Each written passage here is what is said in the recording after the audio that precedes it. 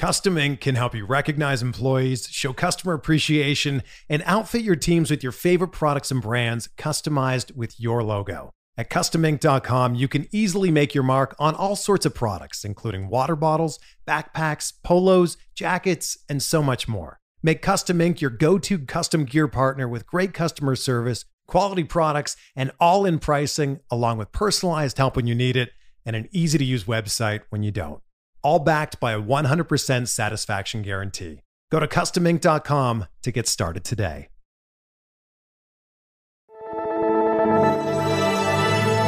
Blue Wire. First pick in the 1991 NBA Draft, the Charlotte Hornets select Larry Johnson from University. I'm not supposed to be here, man. A lot of people from where I'm from, don't make me.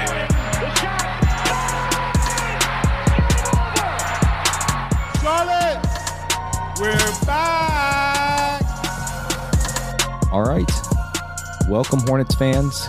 Game 2 of the preseason produced another loss, this time to the Pacers, 122-97, dropping their record to 0-2 in the preseason. This is Richie, and we are live for another post-game buzz-in on Twitter Spaces. As always, we'd love to get a speaker or two, and we should have time to get to your thoughts and your questions if you guys would like to step up on stage and ask us any question that you would like about the Hornets so far. I will be joined by BG. Brian, I hope you're doing well. I know that this preseason basketball stuff is hard to watch just naturally, from a year-to-year basis, but especially these past couple of games. I'm not going to lie. My biggest revelation tonight was nothing that happened with the Hornets. It was actually that James Johnson plays for the Pacers. I had no clue. Yeah, I saw him on the bench at some point. You could see him, and it was like, wow. I mean, the guy is going to end up carving out a 15-year career, and it's going to feel like the final 5 or 6 seasons of that. It's just going to be on different random teams every year, apparently. Like, he just keeps popping up. I mean, the last time I really remember him was, I feel like, right, close my eyes and think about him, I'm like, yes, he was a part of that team. Was that was the Heat team a couple years ago that had that really good second half to the season? But he's still around. I did also enjoy at one point the broadcast caught Gogo Batase sitting on the bench for the Pacers. He was chewing gum, and the piece of gum fell out of his mouth. Oh, really? The camera was on him. Yeah, I should have clipped it. But anyways, if those are your highlights, it probably does not speak to a quality performance from the Hornets. And once again, this was pretty rough. So why don't we go ahead and get right into it? Yeah, let's get right into it. We can almost start anywhere, connecting our thoughts from last preseason game to this preseason game. I think the transition defense, Brian, like game 1 versus Boston, was an issue. And that just feels like a running trend for several seasons that will never go away. Pacers really just outmatched the Hornets in getting behind the defense. They outmatched the Hornets in being more impactful in terms of paint scoring. I think the three-point shooting for both teams really was a struggle for the first 2.5 quarters. There were spurts for both teams where they started to hit some threes, but paint touches have been such a focal point since Clifford spoke about it in Media Day, and I really want to keep my hopes up high, I guess, but I just know things are going to be much tougher than last year when it comes to that aspect of the court. I would think, even when the Hornets did get into the paint, Pacers had a lot of block shots too at the rim. Like Jackson and Turner obviously are good shot blockers. So I know we keep mentioning Miles Bridges about him being such an impactful player with the ball in his hand, but he is going to be sorely missed when it comes to getting into the paint. And Hornets are going to have to find ways to score in transition, but also, as Clifford says, by getting paint touches. I just think the Pacers did a better job of that than the Hornets did. The best spurt to me was in the third quarter, about midway through, before garbage time. I guess you can probably still consider that garbage time considering the score, but the Hornets did make a little bit of a comeback where they turned some stops into some transition buckets. and ran a ton of pick and roll through LaMelo and just let him slice up the defense that way. So it's funny. Momentum is really a thing in most sports, but you can kind of feel that. And I think LaMelo takes advantage of the stops, getting out in transition. And when he was running that pick and roll with a full head of steam, it felt like he was finding open shooters, which, to be honest, like it wasn't a thing that happened all game, but in that third quarter, that was probably the bright spot for this team. Yeah, I agree. In terms of what was the highlight for Charlotte was, I thought LaMelo's pick and roll operation was clearly the best thing that, or sort of like the most meaningful thing to take from tonight. He made, I don't even know how many different kinds of passes out of the pick and roll, pockets, empty side pocket passes. He hooked up with Plumlee for one, kick out passes. He had a beautiful like cross court lefty laser to PJ. That PJ Washington did that really. I mean, PJ didn't shoot, but he made the extra pass, swing. I think it ended up back to the side of the floor that LaMelo was on for an open Oubre three, which he unsurprisingly missed, as he missed a lot tonight. 3 of 14 shooting for Kelly Oubre, 2 of 9 from deep. I've got some more thoughts on Kelly Oubre here in a second, but I did think the LaMelo pick and roll passing was good because that game couldn't have been a lot of fun. I know it's just a preseason game, but things were kind of falling apart for Charlotte, and I just thought his sort of like steady pick and roll operation was good. He also hit like a nice fadeaway out of the pick and roll as well. I think it was a one-on-one possession, but I thought it was sort of like pick and roll. He got into the lane, high arcing touch on the like the mid-range fadeaway too. So I thought LaMelo in about 27 minutes tonight did some pretty impressive stuff. 7 assists, 12 points. I know he didn't shoot it great, missed all of his 3-point attempts, but we are used to this guy's abilities as a passer, his ability to get to different places on the court and really set guys up for great looks. It's just going to be, can the scoring come along with it? Can the pull-up shooting come along with it? Can the mid-range scoring come along with it?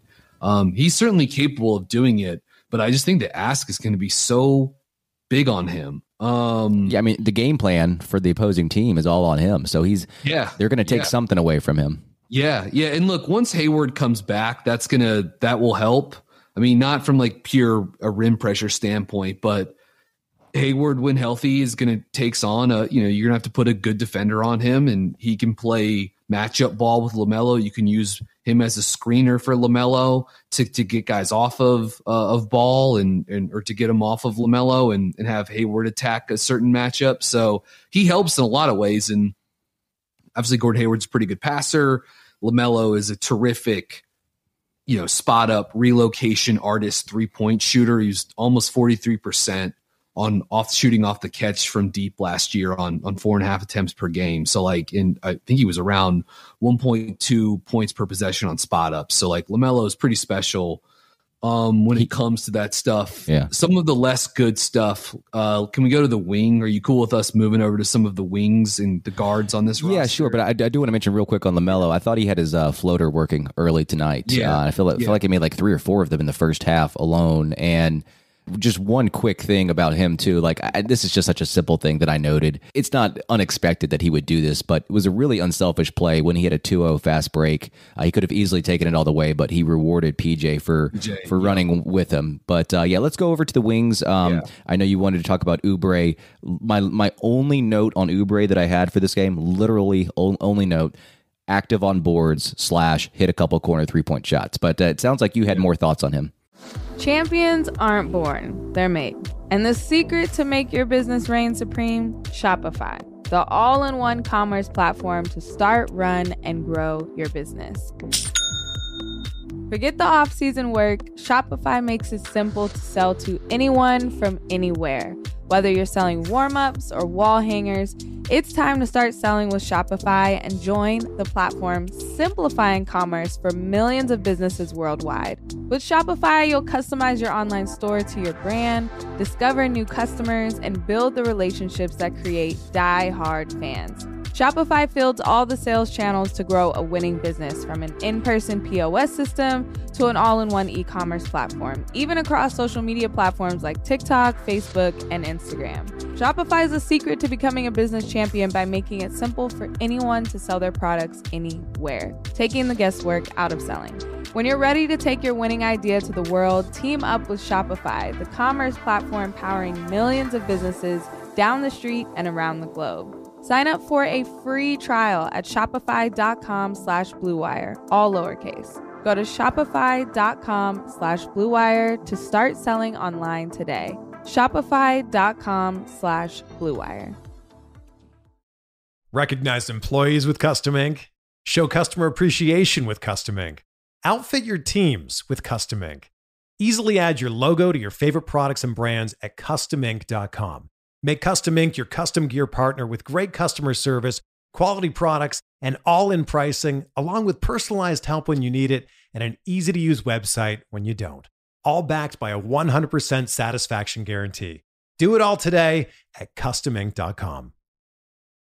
Yeah, and I guess he had the one corner three in the first half off of a really nice pass by LaMelo. Like just LaMelo getting into the paint and just a perfect kick out pass to Oubre. But once again, it was the off-ball defense with Oubre. That was just it should be embarrassing. Like it just takes one pin down screen, one flare, one relocation.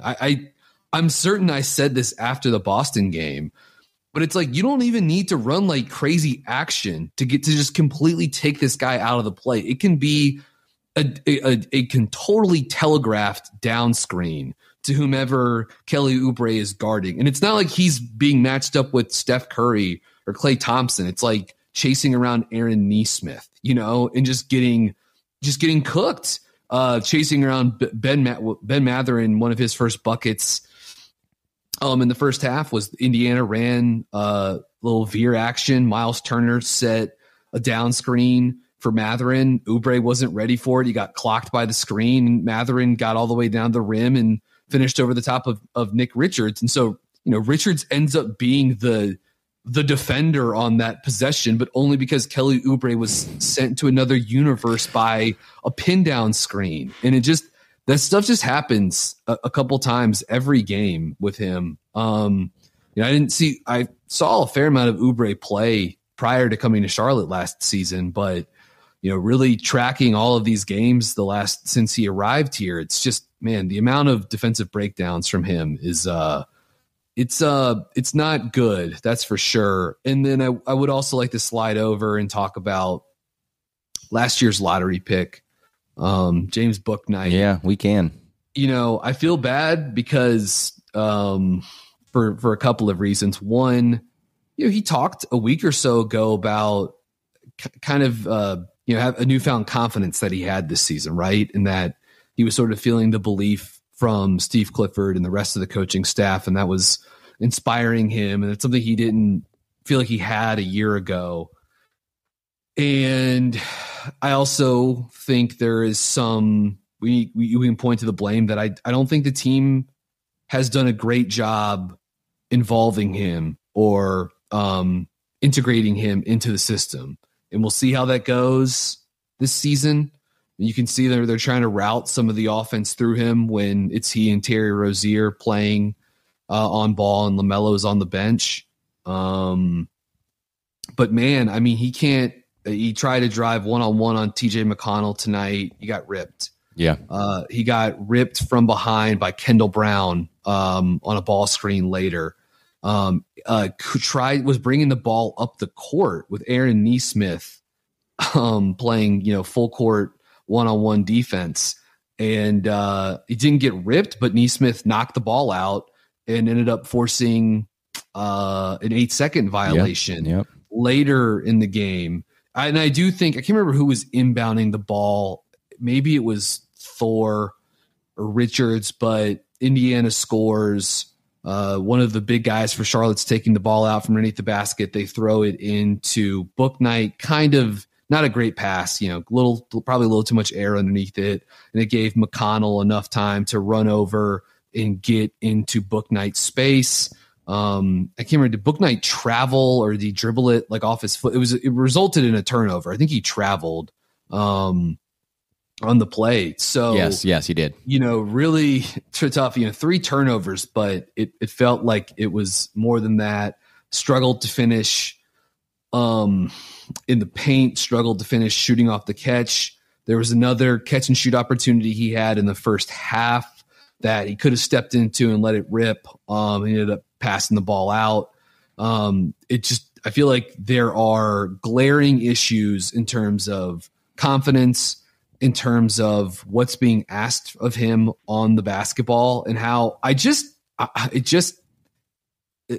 I'm surprised that we're now doing this essentially a second year now of just when James Bouknight is in the game, just giving him the ball and just seeing what he can do out of nothing. Like, they've got to scheme up if you want to involve Bouknight, which I think you should in the offense. I won't even go down the road of like using him as an off-ball mover because I've beaten that drum too many times. But even if you want to get him pick and roll possessions, like you gotta move the defense around a little bit first. It can't just be like let him on an island go one-on-one against NBA defenders, because that is just not working right now, and you're putting him in a bad spot. And it's getting to be like kind of frustrating, actually. It's disappointing that James Bouknight can't like take those guys one-on-one, that the handle isn't there or the passing isn't quite there yet. If he's able to draw help, or if there's a breakdown and someone's open, but like, it's just, you're putting him in a tough spot. And I think it's kind of unfair. At the same time, he doesn't look very good. And so right. I just think in both directions, these things are not going well right now. And, I don't know where you go from here, other than you got to try to build up his confidence a little bit more. And you got to find some stuff that you're just like, when we run this, we feel very good about what James can do offensively, but it just cannot be like, give him the ball and see what happens. Like, I'm sorry. It's just, that's horrible process at this stage. And I really don't care to see it anymore. Yeah. So do you have any thoughts on No, Bouknight? I was just going to add to that about just maybe it being a byproduct of the backup point guard position, and they think that Bouknight is this guy that can create off the dribble. Now, he did show some of that in UConn, but to your point, he's probably better utilized as an off-ball player. Like, you don't want him have the ball in his hands too often, maybe like you said, after the ball has been swung around a couple of times and he can make something happen late in the shot clock. But like, some of his dribbling now just has no creation created. Like, he is dribbling the air out of the ball. Yeah, like, you got to give him some advantage. You have to give him some advantage and then say go with it. It can't be attack a standstill defense. No, yeah, standstills. Yeah, he's not doing anything against the standstill defense. Like, and part of that is him too, just not trying to be aggressive and trying to get into the the paint. He's going a lot of east-west, and I think he, one of the few players on the roster, Oubre included, that tends to get into a habit of dribbling with no real plan, no real purpose.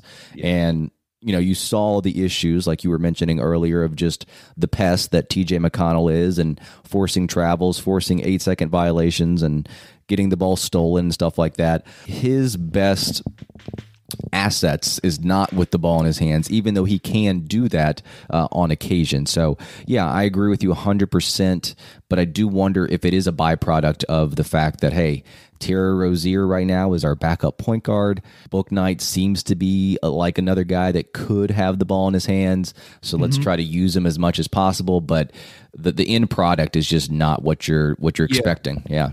I think that's correct, by the way. I agree with you on that, but even if that's the case, there still has to be, there has to be something before his on-ball opportunities are getting launched. Like his two best possessions, in my opinion, in the Boston game were, and I clipped both and put them on Twitter the other day. It was the same action where like Terry Rozier brought the ball up. He threw it to Bouknight on the wing. Rozier cut off like a UCLA screen from the center. You know, if it was Richards or Plumlee or Williams, I don't remember whom it was. And then Rozier would then come off that UCLA screen, cut to the weak side, and so empty out the corner. And then they would run empty corner, empty side pick and roll with Bouknight in the 5. And he got downhill and created an open 3-point opportunity for Rozier on the first one. And on the second one, Boston like kind of botched the switch. He attacked, like he used his handle, got by I think it was Grant Williams on a bad closeout, and then he over dribbled, and Peyton Pritchard drew a charge, so it was a turnover. But like at least he got to the paint, like that's seen to both times to the restricted area, and it's like that seems to be a foreign concept if it's just hey 1-on-1 go get it, So at least there are ways you can do it, but I'd like to see more of that. I do think they're going to need some on-ball stuff from him this year. They're going to need his ability to create because I just don't know where else they're going to get it from as far as like the roster, like how it's, constituted currently. But you've just got to there has to be some scheme behind it, at least for now. Like maybe he turns a corner or something, but for the time being, that I just don't right now. It's not happening. So I'm hoping for the best. They need him to be good this year, and I'm pulling for him as a young prospect. But this thing is moving in the wrong direction right now. Yeah, and the change of coaching staff, like you mentioned, maybe he has more confidence in them. But I don't know if you can really blame JB Borrego, that is not James Bouknight, for Bouknight's struggles in the first year, because I do think it's partly on both the player and the organization, and it feels like we're having the same conversation that we had in Game 1 against Boston, was just with the lack of playmaking in the backup unit. And Dennis Smith did not play tonight, and I would really have loved to see him play with like the second unit as a primary backup point guard, because we really didn't see that in Game 1. But he was out for personal reasons. And Rozier, it sounds like the plan, everything that we've heard, and obviously the rotations too, that Rozier is going to get the majority of the backup point guard positions. And I just think taking the ball, putting the ball in his hands is really not something that highlights his strengths. Like he just, for sure. He just doesn't make a whole lot in terms of creating for others. He did have a lob to JT Thor on a baseline cut. He had two, actually. Two of them. Yeah, okay. One in the first half, one in the second half, where middle pick and roll, Thor did a nice job crashing from the corner and got to the rim, and Rozier hit him for lobs. But that doesn't diminish your point. Like that's not Rozier's strength, We do have a question, not a speaker per se, but a question that came in here. Thoughts on McGowan's. And McGowan's was the leading scorer off the bench, albeit a lot of it in garbage time. He had 9 points in 11 minutes. He scored most of his points, or not most of his points. He scored 4 of his 9 from the free throw line. So that shows some aggression there, and 1 of 4 from behind the arc. And I don't know if he's asking this because of the play from Bouknight, and as a follow-up, maybe, I know he's on a two-way, but like, could McGowan's be a guy that usurps Bouknight when it comes to minutes? I don't know if we're at that point yet because he is on a two-way, and I think it's very hard to judge preseason games, and it's very hard to judge garbage time of preseason games. But he seems like a guy that is willing to move the ball a little bit more, and if he does drive or if he does dribble, he's doing it with a purpose, and Bouknight doesn't seem to be doing that right now. I don't know if you have any thoughts on McGowan so far. No, I do actually. Oh, really? I know that probably comes as a huge surprise, but no, I think like it's maybe a small little footnote, but I think his slashing, which is something he showed he could do at Nebraska, has shown up in these preseason games. Like he had a nice drive that he drew a foul on early in this game, attacking, getting into a gap. In the game against Boston, I mean, it happened with like 90 seconds left. So most people probably turn that game off.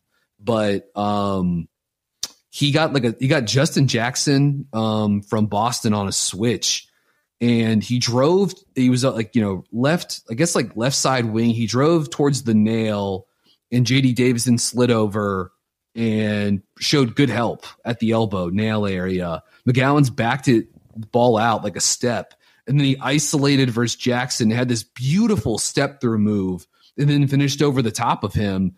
And I was quite impressed. I know it came in garbage time, and I know Justin Jackson's not Paul George or Kawhi Leonard, but it was still an impressive play. And this gets back to what we talked about with McGowan's this summer. What I came away with scouting him before the draft, like, he's long and he can get to the rim in a couple of different ways. He ended up getting blocked at one point in this game, but he had a really nice cut. I think LaMelo found him crashing in, and either Jackson or Turner rejected him. But look, he's got some length. He's got some creativity. He can get to the rim. And so this question about McGowan's versus Bouknight, like, at this stage, Bouknight still a lottery pick from, a year and a half ago. McGowan's still on a two-way, second round pick, but like, let's revisit that question in a month or 2 months, right? Like, let's seriously, because they are thirsting for guys that can create and get downhill and get into the paint. And I don't think McGowan's is ready to do that on like a nightly basis. He's going to have to get stronger, obviously, but man, like, he is someone that theoretically could provide that for them this season. So not there yet, but let's like, I don't know. I do think it's something worth monitoring. It also feels like they're utilizing him better than Bouknight, to your point. Yeah, agreed. And by the way, like, I don't know if you want to just like real quickly, the offensive numbers from tonight: 34.5% shooting field goal attempts, 21%, 9 of 43 on threes. They got to the line a fair amount, but 20 assists on 33 field goals. That's like, kind of the ratio you're probably looking for, but 18 turnovers tonight. And in game one against Boston, 35 field goal attempts, only 13 assists. That's not what you want. Obviously, the shooting was terrible. 5 of 33 from deep in that game, 15%.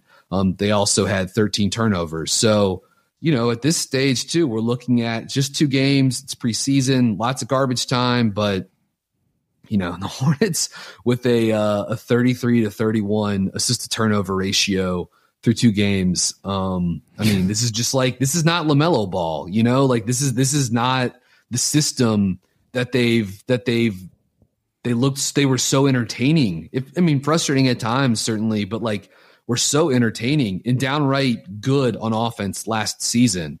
But, they have a lot of roster continuity, but they're missing a guy who was their ultimate pressure point on the rim with Bridges. And it just, for right now, for the time being, with Hayward out, it seems to have really, really, really short circuited them because their blend's not there. It's just not there. Like, they don't have the flow. The side to side stuff isn't happening with the same kind of tempo, unless you get those possessions where it's LaMelo pick and roll, kick out, PJ Washington makes the nice read in the corner to make the shoot or make the extra pass, and that ball starts popping around, and just, you see the remnants of it. But right now, it's not there. Their blend, their chemistry, that stuff is just not there in the half court offense at the moment. Yeah, I do want to mention 2 things, one on Plumlee, one on Richards, and then we will get to any speaker requests. We do have Cam lined up here. So after I mention my quick thoughts on Plumlee and Richards, we'll get Cam on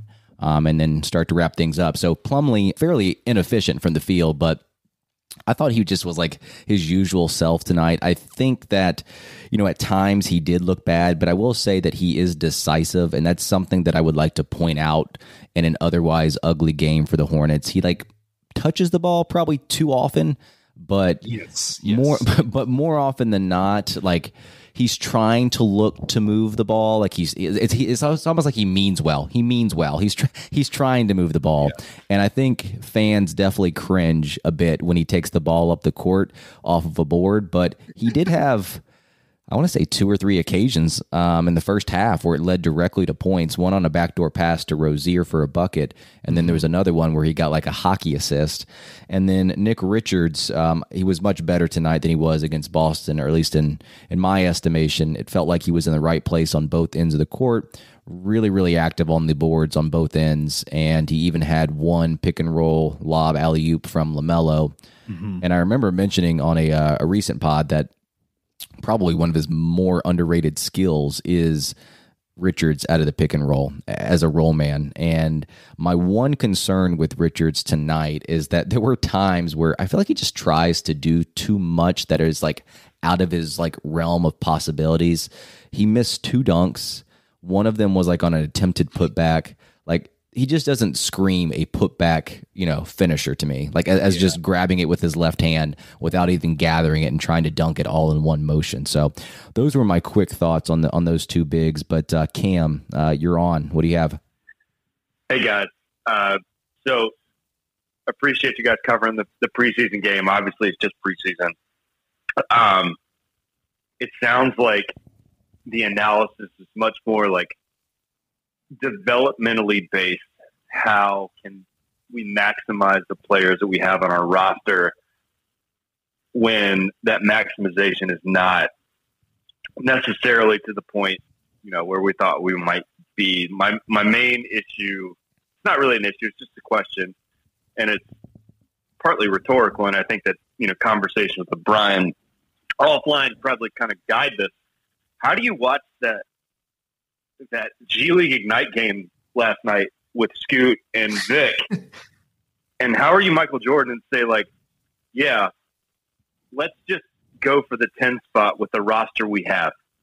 I love LaMelo Ball. I think he's an incredible player. I think he is a wildly talented player. But I see him much more as a ceiling raiser than a floor raiser. That could definitely change. He's only been in the league for 2 years. He could have like kind of a Ja Morant type third year. But I'm just a little worried that he's not a top 20 type of guy who can be the anchor of a perennial playoff team. And if that's, if he's not, then we're screwed. I like a lot of the players on the team. Like if Hayward plays awesome and Rozier plays awesome and Ball is awesome, then we are at best in the 8th seed. That's a lot of ifs. Yeah. It's just kind of, at best. Kind of, Sorry about the pups in the background. It's just kind of, like why are we not? And then we have those 2 expired. Hayward's coming up on the end of his deal. Rozier's not quite close, but those 2 guys could definitely be like, yeah, I want to go. They're old enough that they can be like, yeah, I want to go somewhere else. I just don't really. Well, there were those murmurs with Hayward after last season, right? Yeah, I just don't know what we're doing. Like, what you have to adjust. Like, I know that. Yeah, this team would have been super fun. It would have been really exciting to see where this team could have gone with like Miles and Mark. And like kind of trying to build, but that's over. Like you got to adjust. This is the adjustment. Yeah. And it does seem like Clifford is more willing to be like, yeah, we're going to see how this goes. But I would like at some point, and I don't know if you, and it seems like kind of both of you agree. From we talked a lot and been on this podcast a lot. Like at some point, pretty early here, we just got to cut bait and just see what we can get. If we can get Scoot and LaMelo would be incredible. Vic is just obviously like pipe dream, but even like either of the Thompson twins or Derek Whitehead, who's at Duke, they're a couple. It's a not weak draft, but we can't. There's no reason to be dicking around trying to get to the 10 spot. We've done that before and gotten our ass beat, and we're not as good of a team as we've been the past 2 years. So I don't really know what the question is there. Yeah. Apologies for the rant. Especially after having not watched this game. I'll be there for the first game. I don't know if I'll be rooting on Zion or hoping for the team to do well. Brian knows what that conundrum is like. But let you guys respond. Really appreciate all the work and all the thoughts. Always the best. Appreciate it, guys. We appreciate it. And Brian, we'll end on this. I'll just give my quick thoughts because I did not watch that game with Vic. So you probably can speak more to him as a player. And I know that you're going to do a podcast, I think, coming up about him. But I think the problem with the Hornets right now, with Michael Jordan as the owner, you do wonder if he's going to get antsy and rather make a move the other way in terms of trying to push for the 8th spot and make a move that way. I think it's going to be so hard for the Hornets to get to a point to where they are in the tier of the truly like tanking teams. Sure, they're going to be poor this year. They're probably going to be like an 11th, 12th seed in the East. But record-wise, like I don't know exactly where they're going to fall, but it's not going to be in the. I wouldn't say it's in the bottom 3 or 4. Like I just can't. Obviously, by math, that's not going to work. The 11th or 12th seed. So they've got to get to a point, and we've talked about this before, where they realize that this is going nowhere, and they start to trade off or start to field offers for Rozier and Hayward. But it could be at a point where it's just too late, and it's almost like they're going to keep hope alive as long as they possibly can. And at that point, it could be too late if they do make a move for that. So I just don't see it happening. But this would be the perfect year to do it. I mean, we've been Richie, you and obviously Lee now too, but you and me and Spencer for years on this podcast, for years. I'm talking about like 5 to 6 years have been pondering this exact same question, going back to when Steve Clifford was literally the head coach previously, like wondering what is the value at that time. There wasn't even a freaking play-in tournament. And we were wondering, why would you constantly push for this? Why would you gun for the 8th seed other than just being like, you get to host 2 playoff games. So there's some money that comes with it. And look, don't want to deny the fact that it probably does suck to be a part of an organization that is in a tank. Like, I mean, I think there are ways you can be creative with it and be patient and kind of like lean into it and use your marketing department and social media staffs to sell the young guys and sell development. And like, there's ways you can do it and you can come out on the other side and like the possibilities just seem like endless. And that's not necessarily the case, but like, look at a team like look at like Orlando and Houston right now. It didn't even take that long for Houston. James Harden started on their roster in 2020. And like, look at them now. Yeah. Look, Jalen Green, Tari Eason, who the Hornets could have had in the draft this past season, Alperen Sengun, Usman Garuba, Ty Washington, Kevin Porter Jr. I know they didn't draft him, but they took a flyer on him. And you just look at up and down that, obviously, Jabari too. And those dudes could end up with Scoot or Wembanyama. So you could say the same thing for Orlando, and they're already loaded up with guys like Franz Wagner, Wendell Carter Jr., Paolo Banchero. And like, they may end up with one of those guys too. The tough part is, and Richie, I think you were getting at this as well, has been, if you're not committed to the tank or to the getting one of these guys, and look, maybe last night changes some minds, but if you're not committed to it, then it's like you're already too late because already 5 or 6 teams are like that's the plan. Utah would love to go 0-82 next season, and certainly like even if you end up with the best odds of getting the number 1 pick, there's still no guarantees. But yeah. It does feel like some of these prospects, especially the top 3 of Wembanyama, Scoot, and Amen Thompson, it's like it's hard. Like, these guys are like hard to believe they're real prospects. That's how good they are. But we've been begging the Hornets to do this even when the draft wasn't loaded up like this. Do you know what I mean? It feels especially heavy this year where you're looking at this roster and being like, God, they need another young star to put next to LaMelo to really be cooking with something. So if the pressure feels like even more sort of like weighty this season, but this has been the deal for since the 2016 off season, basically, when they paid a bunch of money to bring guys back, Batum and who's still amazingly on the books, in Marvin Williams.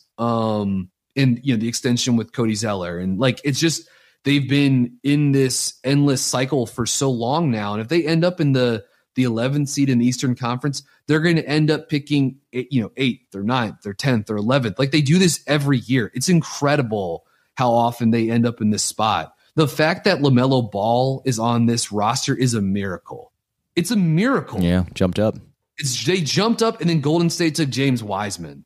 Like they got so lucky. It's crazy. So, Richie, the pod we did the other day was called "What's the Plan?" Right? Yeah. And this is central to all of that, because at some point they're going to have to decide, like, what are we doing this season? And they've got to figure it out soon.